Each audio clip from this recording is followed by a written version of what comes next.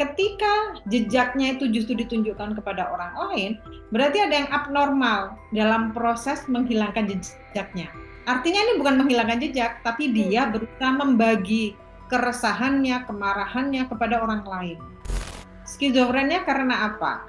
Karena dia sudah memiliki skizofren ini sekian tahun lalu, terus sekarang muncul lagi, atau tekanan yang sangat berat. Karena ini kan tanda-tanda depresi ya. Jadi sebetulnya ini kan seorang ayah yang bertanggung jawab terhadap keluarganya ya. Jadi ketika anaknya diduga dia mempunyai hutang 150 juta dan dia terus-terusan dihubungi oleh rentenir itu, salah satu upaya orang tua yang paling benar adalah menyelamatkan anaknya kan. Karena khawatir akan terjadi sesuatu. Jadi bapaknya itu menjadi garda terdepan untuk menyelesaikan permasalahannya.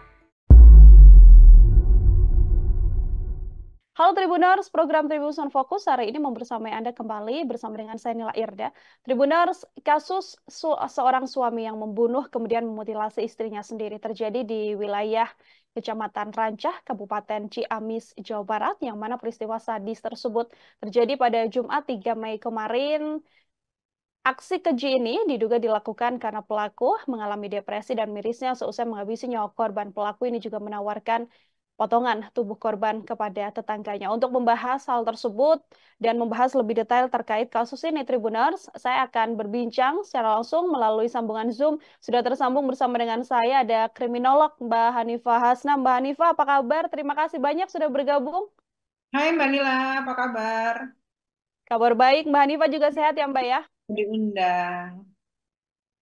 Siap, terima kasih banyak Mbak Hanifah menyempatkan waktunya hari ini berdiskusi bersama dengan saya. Mbak Hanifah, ini kasus yang sedang menjadi sorotan publik luar biasa sekali adalah salah satu aksi keji yang dilakukan oleh seorang suami begitu ya, yang kita lebih kenal sebagai kasus pembunuhan sadis dan mutilasi di Ciamis. Saya ingin minta pengantar terlebih dahulu dari Mbak Hanifah melihat kasus yang saat ini sedang menjadi sorotan ini, Mbak. Oke, baik. Miris sekali ya Mbak ya, karena semakin hari kejahatan itu semakin mengkhawatirkan. Hmm. Sadisnya itu luar biasa. Kalau kata anak zaman sekarang, di luar nurul gitu ya. Ini kalau saya lihat karena sosio-emosionalnya itu nggak selesai gitu ya, kemarahan yang sangat besar atas tekanan hidup yang semakin hari semakin berat. Ini yang membuat orang-orang menjadi sering gelap mata. Jadi ketika orang-orang itu kesulitan menyampaikan permasalahannya, biasanya menjadi seperti ini gitu ya. Harapannya kan setiap orang yang punya permasalahan, dia bisa menyampaikan baik secara verbal, visual maupun vokal, sehingga permasalahannya bisa didengarkan oleh orang lain dan bisa diselesaikan bersama. Walaupun tidak bisa diselesaikan, ini setidaknya bisa disampaikan. Sehingga ada kontrol sosial yang membuat orang-orang yang punya masalah besar ini tidak melakukan kejahatan lebih lanjut. Tapi nyatanya untuk saat ini orang-orang terlalu sibuk dengan kehidupannya ditambah dengan tekanan hidup yang sangat-sangat berat membuat orang-orang menjadi semakin gelap mata. Ada lagi karena exposure dari media. Media menyampaikan bagaimana cara menyelesaikan permasalahan dengan kekerasan, dengan mutilasi, dengan menyimpan di dalam koper, atau melakukan hal-hal yang lain itu ya. Itu yang membuat mereka jadi punya ide baru untuk melakukan kejahatan. Demikian Mbak Nila. Hmm, Oke, ini memang belakangan sedang marak kasus pembunuhan di beberapa wilayah begitu ya, termasuk kasus mutilasi yang dilakukan oleh seorang suami begitu, Mbak Hanifah. Kalau kita melihat ini kan orang adalah sosok yang merupakan orang terdekat begitu ya, dalam hal ini adalah istrinya sendiri. Kan juga cukup marak bagaimana orang terdekat ini menjadi dalang utama dari aksi-aksi pembunuhan yang terjadi. Kalau melihat kaitannya dengan kedekatan hingga menyebabkan tindakan kriminal ini seperti apa, Mbak? Jadi gini Mbak, sebetulnya kalau dari literatur 80% pelaku kejahatan kekerasan maaf termasuk pembunuhan itu 80% justru dari orang-orang terdekat. Hmm. 20% dari orang jauh. Karena apa? Sebetulnya para pelaku kejahatan termasuk pembunuhan ini itu mengukur 4 hal. Yang pertama adalah tujuannya itu untuk apa? Yang kedua, dia menentukan targetnya siapa? Yang ketiga, dia mengukur SDM, kekuatan baik dirinya sendiri maupun calon korban. Yang keempat, baru resiko. Jadi ketika ini terukur, baik yang spontan maupun tidak spontan atau direncanakan, ini biasanya mereka sudah terukur itu, keempat hal tadi itu. Tujuannya untuk apa sih? Untuk melampiaskan kemarahan. Atau tujuan yang lain apa sih? Tujuan lain untuk mendapatkan harta benda. Karena biasanya dalam sebuah kejahatan atau pembunuhan itu ada dua motif. Motif yang pertama itu karena emosional, yang kedua karena instrumental. Emosional itu selalu berkaitan dengan kondisi psikologis, bisa kemarahan, cinta, dendam, cemburu, dan lain-lain. Pokoknya yang berhubungan dengan perasaan. Yang kedua, sesuatu yang ingin diperoleh. Yang diperoleh itu apa? Kedudukankah, ekonomikah, atau mengambil orang lain apa ya namanya ya, karena ada beberapa hal yang mau mengambil istri atau suami orang gitu ya, Mhm. berarti dua hal, yang pertama emosional, yang kedua mengambil hak orang lain. Nah ini yang membuat seseorang itu bisa mengukur kekuatan dari korban itu seperti apa. Kebanyakan 80% itu dari orang terdekat. Oke, bahkan dari hasil literatur 80% dari orang terdekat. Mbak Nifa, ini kasus yang saat ini sedang menjadi sorotan mutilasi yang terjadi di Ciamis. Ini ada yang juga kemudian membuat orang begitu bertanya-tanya, karena biasanya kalau melakukan aksi pembunuhan yang dilakukan adalah menyembunyikan jejak, menghilangkan jejak. Tapi ini justru yang terjadi pelaku atau sang suami, begitu ya. Ini justru menawarkan dan memberikan, mohon maaf, potongan tubuh korban yang sudah dimutilasi ke tetangga mereka. Artinya ini kan ditunjukkan begitu. Ini bagaimana kalau dari analisa kriminolog, Mbak? Oke, jadi sebetulnya ketika seseorang melakukan mutilasi atau membuang atau membakar atau melakukan hal-hal lain terkait dengan korban, itu tujuannya satu, yaitu menghilangkan jejak. Hmm. Nah, ketika jejaknya itu justru ditunjukkan kepada orang lain, berarti ada yang abnormal dalam proses menghilangkan jejaknya. Artinya ini bukan menghilangkan jejak, tapi Hmm. dia berusaha membagi keresahannya, kemarahannya kepada orang lain. Nah, ini biasanya Mbak dilakukan di luar nalar, di luar kesadaran.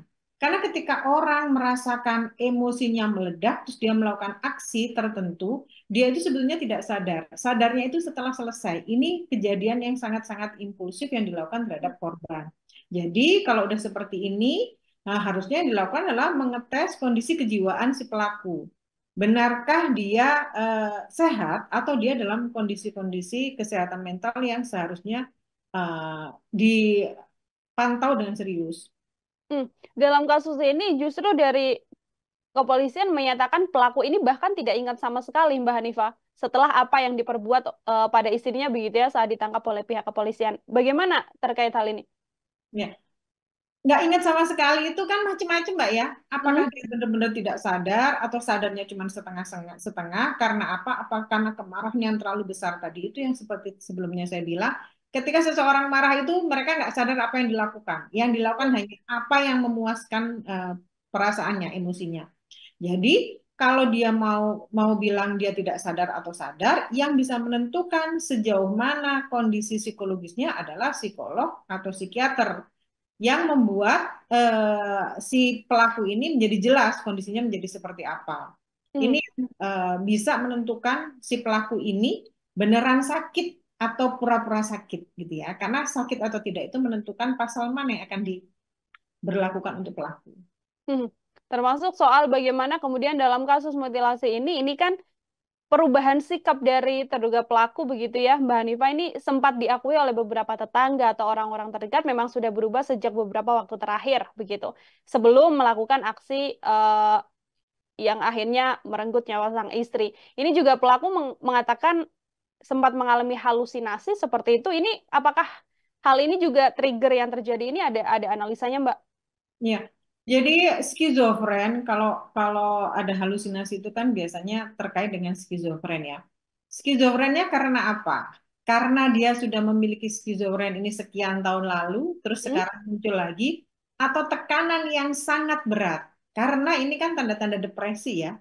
Karena dia sampaikan dia sempat berusaha membunuh diri, membenturkan kepala. Ini kan Ya. tanda-tanda depresi.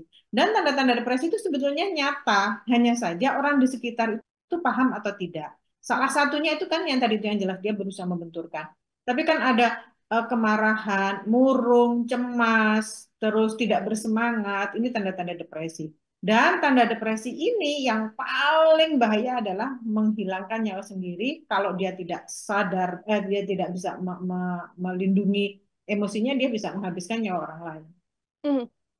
Oke, yang sampai saat ini Mbak Hanifah masih belum juga diungkap jelas oleh kepolisian ini kan terkait motif begitu ya, namun yang juga kemudian simpang siur di media, di sejumlah pembicaraan adalah ekonomi atau motif karena depresi terjerat utang dan juga sebagainya. Kalau kita amati kan bagaimana kemudian motif ekonomi yang melibatkan keluarga, melibatkan anak, ini kan juga termasuk cukup sering begitu ya menjadi motif dari kasus-kasus pembunuhan. Kalau dari Mbak Hanifah sendiri melihatnya seperti apa keterkaitannya antara motif ekonomi kemudian berujung sampai ke pembunuhan yang dilakukan oleh sang pelaku?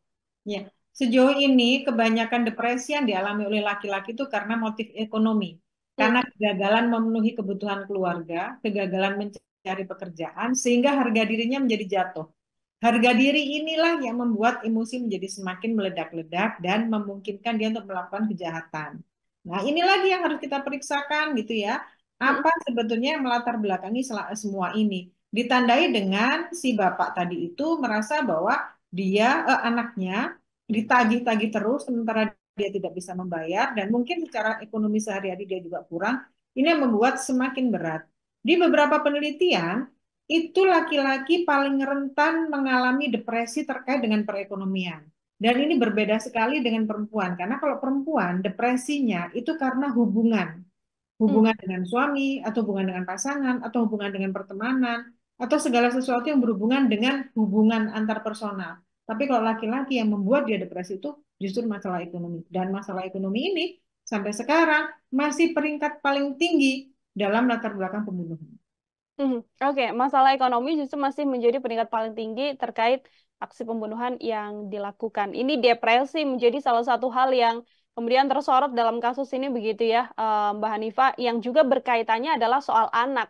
Ini pelaku sempat mengatakan ingin menitipkan anaknya pada seseorang agar diasuh dan menjadi pribadi yang lebih baik lagi. Kalau kita melihat runtutan atau rangkaian dari sebelum aksi dilakukan sampai kemudian aksi dilakukan dan pasca aksi yang mengaku tidak ingat dengan perbuatannya ini seperti apa, Mbak? Ya, jadi sebetulnya ini kan seorang ayah yang bertanggung jawab terhadap keluarganya ya. Jadi ketika anaknya diduga dia mempunyai hutang 150 juta dan dia terus-terusan dihubungi oleh rentenir itu, Hmm, salah satu upaya orang tua yang paling benar adalah menyelamatkan anaknya kan, hmm, karena khawatir akan terjadi sesuatu. Jadi bapaknya itu menjadi garda terdepan untuk menyelesaikan permasalahannya.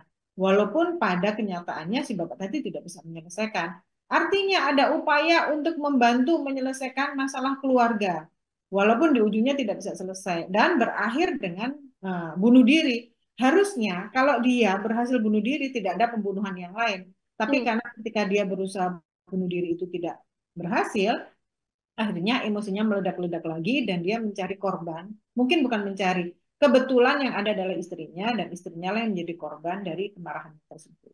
Hmm, oke. Dua pertanyaan terakhir dari saya, Mbak Hanifah. Ini aksi yang dilakukan yang mana pelaku juga bertetangga begitu ya. Tetangga ini sebenarnya tahu bahwa sejak beberapa waktu terakhir ini pelaku memang mengalami depresi, mengalami gangguan terkait kondisi mentalnya dan sebagainya. Namun kan pada saat aksi pembunuhan ternyata memang tetangga tidak bisa berbuat apa-apa gitu karena tidak berada di lokasi. Ini keterlibatan atau bagaimana kemudian peran dari tetangga atau orang-orang terdekat jika mendapati bahwa banyak juga kondisi-kondisi orang yang hampir menyelakai dirinya sendiri atau menyelakai orang lain karena memang terlibat permasalahan. Baik, ini namanya kontrol sosial ya Mbak ya. Mhm, Masyarakat sekarang itu sudah bergeser, kontrol sosialnya kurang. Semua permasalahan dianggap sebagai permasalahan orang lain dan menganggap bahwa masalah saya juga sudah banyak, saya nggak perlu menolong orang lain. Padahal dengan kontrol sosial kita bisa mencegah kejahatan itu sendiri. Misalnya, ketika kita mengetahui ada orang yang berbeda sekali aktivitasnya, mereka cemas, mereka murung, jadi pemarah, kita mendampingi saja itu sudah membuat mereka itu sedikit lega dengan bisa menceritakan. Dan kalau bisa lebih jauh bisa memberikan masukan-masukan. Sehingga orang-orang dengan kondisi depresi, dengan kondisi kemarahan yang memuncak ini bisa redam hmm, dengan kontrol sosial yang ada, dengan pendampingan yang ada. Ini yang sering sekali atau malah justru ini yang sering sekali kita abaikan bahwa masalah itu adalah masalah orang sehingga ketika sudah terjadi kejahatan atau pembunuhan baru heboh sendiri. Padahal masing-masing dari tetangga atau keluarga itu sebetulnya menjadi orang yang sangat-sangat bisa mencegah kejahatan. hmm.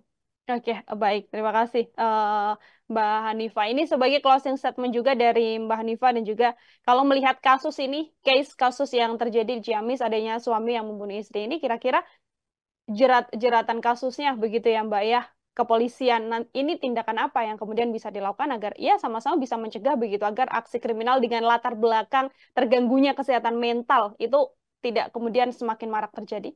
Oke, baik mulai sekarang jangan hanya memikirkan diri sendiri, tapi cobalah memikirkan orang lain. Karena kontrol sosial ini adalah cara yang efektif untuk mencegah kejahatan. Jadi jangan pernah menjadi orang yang tidak bermanfaat untuk orang lain, setidaknya kita bisa menemani sehingga mereka bisa menyampaikan apa yang mereka rasakan. Itu saja, semoga kejahatan bisa kita hadapi bersama, kita cegah bersama, dan kejahatan bisa menurun secara signifikan. Betul. Kontrol sosial dan juga peran serta orang-orang terdekat untuk Ya, betul. sama-sama saling mengetahui bagaimana kondisi satu sama lain ya Mbak ya, agar kemudian bisa mencegah juga hal-hal yang kemudian tidak diinginkan, termasuk kasus yang juga terjadi dan menjadi sorotan di Ciamis, Jawa Barat ini. Mbak Hanifah, terima kasih banyak untuk Sama-sama Mbak kesempatannya Nila, hari ini sukses terus berbincang ya, salam sehat. bersama dengan saya. Semoga di lain kesempatan ada kesempatan berbincang kembali. Selamat beraktivitas kembali, Mbak Hanifah. Terima kasih Mbak Nila. Ya, Tribuners, demikian obrolan saya bersama dengan kriminolog Mbak Hanifah Hasna. Nantikan obrolan saya lain dengan narasumber-narasumber lain dan juga tema-tema lainnya. Saya Nila Idra, pamit undur diri. Terima kasih dan sampai jumpa. Download Tribun X sekarang. Menghadirkan lokal menjadi Indonesia.